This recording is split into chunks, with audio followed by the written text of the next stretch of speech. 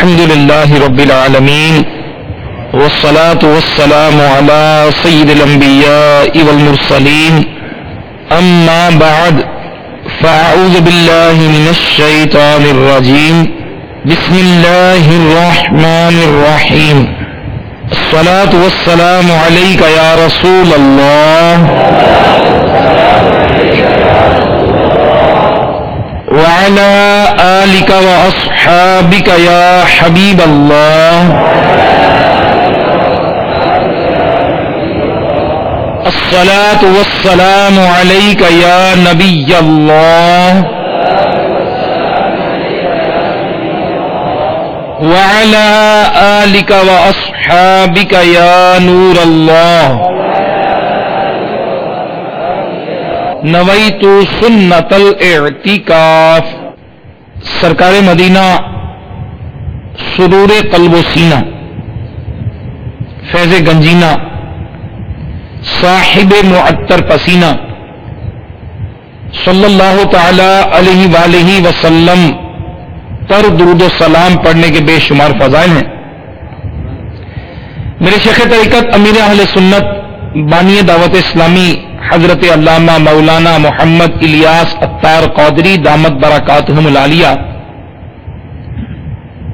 اپنے رسالے حسینی دولہ میں درود و سلام کے فضائل کے ضمن میں فرمان مصطفیٰ صلی اللہ تعالی علیہ وآلہ وسلم نقل کرتے ہوئے لکھتے ہیں کہ جس نے مجھ پر ایک بار درود پاک پڑھا اللہ عز و جل اس پر 10 رحمتیں بھیجتا ہے. صلو علی الحبیب صلی اللہ تعالی علی محمد وعلی آلہ وصحبہ وبارک وسلم صلاۃ و سلاما علیک یا سیدی یا رسول اللہ. میرے میٹھے میٹھے اسلامی بھائیوں اور مدنی چینل کے ناظرین، سید الشہداء حضرت سیدنا امام حسین رضی اللہ تعالی عنہ کی ولادت باسعادت 5 شعبان المعظم سن 4 سن ہجری کو مدینہ منورہ میں ہوئی. حضور پر نور سید عالم صلی اللہ تعالی علیہ وآلہ وسلم نے آپ کا نام حسین اور شبیر رکھا.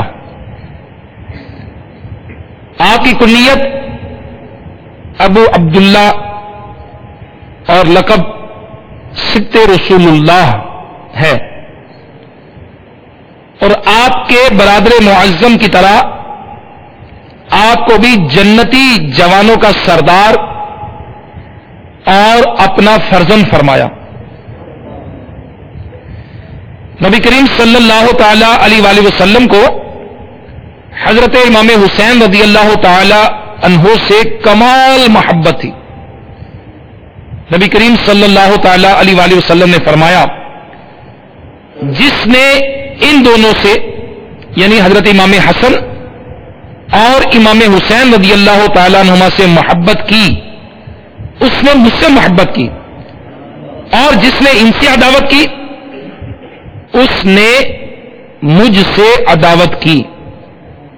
اور نبی پاک صلی اللہ تعالی علیہ وآلہ وسلم نے ان دونوں فرزندوں کو اپنا پھول فرمایا. وہ دنیا میں میرے 2 پھول ہیں. نبی کریم صلی اللہ تعالی علیہ وآلہ وسلم ان دونوں نونہالوں کو پھول کی طرح سونگھتے اور سینہ مبارکہ سے لپٹاتے. میرے میٹھے میٹھے اسلامی بھائیوں، نبی کریم صلی اللہ تعالی علیہ وآلہ وسلم کی ان سے بے پناہ محبت تھی. نبی کریم صلی اللہ تعالی علیہ وسلم کی چچی حضرت ام فضل بنت الحارث حضرت عباس بن عبد المطلب کی زوجہ ایک روز نبی کریم صلی اللہ تعالی علیہ وآلہ وسلم کی حضور میں حاضر ہوئی اور عرض کیا یا رسول اللہ صلی اللہ تعالی علیہ وآلہ وسلم آج میں نے ایک پریشان خواب دیکھا. حضور نبی کریم صلی اللہ تعالی علیہ وسلم نے دریافت فرمایا کیا؟ عرض کیا وہ بہت ہی شدید ہے. ان کو اس خواب کے بیان کرنے کی جرات نہ ہوتی تھی. نبی کریم صلی اللہ تعالی علیہ وسلم نے دوبارہ دریافت فرمایا تو عرض کیا میں نے دیکھا کہ جسد اطہر سے ایک ٹکڑا کاٹا گیا اور میری گود میں رکھا گیا. ارشاد فرمایا تم نے بہت اچھا خواب دیکھا.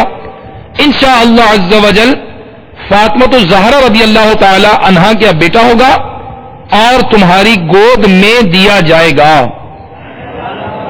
اور ایسا ہی ہوا.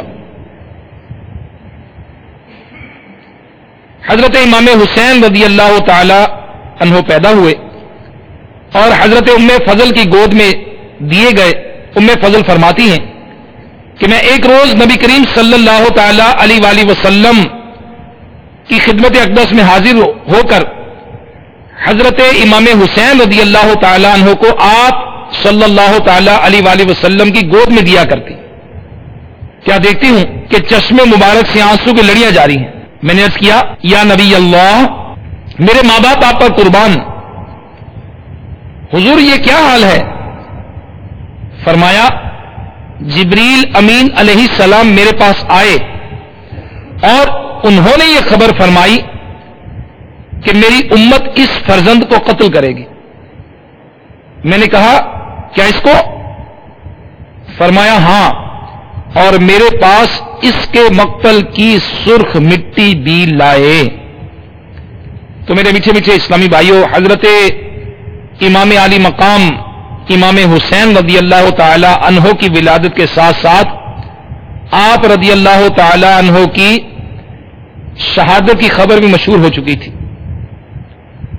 اور شیر خارگی کے ایام میں نبی پاک صلی اللہ تعالی علیہ وآلہ وسلم نے ام فضل کو آپ رضی اللہ تعالی عنہ کی شہادت کی خبر بھی دے دی. تو پیارے پیارے اسلامی بھائیوں ان کی تربیت نبی پاک صلی اللہ تعالی علیہ وسلم کی گود مبارک میں ہوئی, حضرت علی المرتضیٰ کی گود میں ہوئی, حضرت فاطمہ الزہرا خاتون جنت کی گود میں ہوئی. اور یوں محسوس ہوتا تھا گویا ان کو کسی امتحان کے لیے تیار کیا جا رہا ہے, ان کی تربیت کی جا رہی ہے. تو میرے پیارے پیارے اسلامی بھائیوں پھر وہی منظر چشم فلک نے دیکھا کہ اسی کربلا کی زمین پر انہیں شہید کر دیا گیا. اب میرے میٹھے میٹھے اسلامی بھائیوں نبی کریم صلی اللہ تعالی علیہ وآلہ وسلم کے نواسے جن کے بارے میں نبی کریم صلی اللہ تعالی علیہ وآلہ وسلم کو پہلے سے معلوم تھا کہ یہ شہید کیے جائیں گے اور ان کی خبر یہ مشہور تھی کہ یہ شہید کیے جائیں گے. تو میرے پیارے پیارے اسلامی بھائیوں ان کو اسی کام کے لیے تیار کیا گیا. اور آج ہم بھی ہیں کہ آج ہم اپنی اولاد کی تربیت کس نہج پہ کر رہے ہیں, آج ہم اپنی اولاد کو کس کام کے لیے تیار کر رہے ہیں,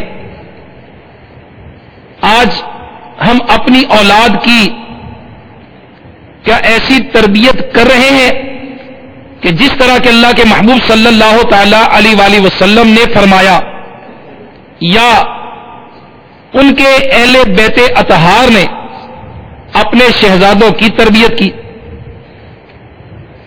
تو میرے میٹھے میٹھے اسلامی بھائیوں ہمیں اس طرف سوچنا ہے.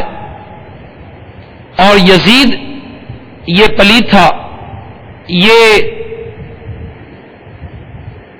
بدباطن تھا, بدصورت تھا, شرابی تھا, بے شمار گناہوں میں مبتلا تھا. امام حسین رضی اللہ تعالی عنہ نے اس کی بیعت قبول نہ کر کے رہتی دنیا تک کے مسلمانوں کے لیے مثال قائم کر دی کہ فاسق و فاجر, میوزک کا دل دادا, گانوں کا دل دادا. آج میرے میٹھے اسلامی بھائیوں ہم غور کریں کہ اس یزید کے اندر کیا برائیاں تھیں جس کی وجہ سے امام حسین رضی اللہ تعالی عنہ نے اس کی بیعت کو قبول نہ کیا. وہ برائیاں چند ایک میں عرض کرتا ہوں. یہ شراب پیتا تھا، زنا کاری کرتا تھا، مرغوں کی لڑائی کرواتا تھا، کتوں کی لڑائیاں کرایا کرتا تھا، گانے سنا کرتا تھا. اس طرح اور بھی برائیاں اس کے اندر موجود تھیں.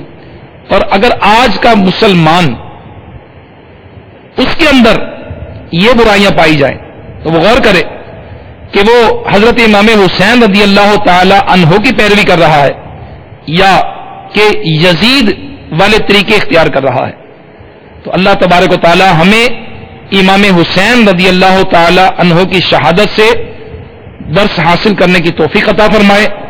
آمین بجاہ النبی الامین صلی اللہ تعالی علیہ وآلہ وسلم.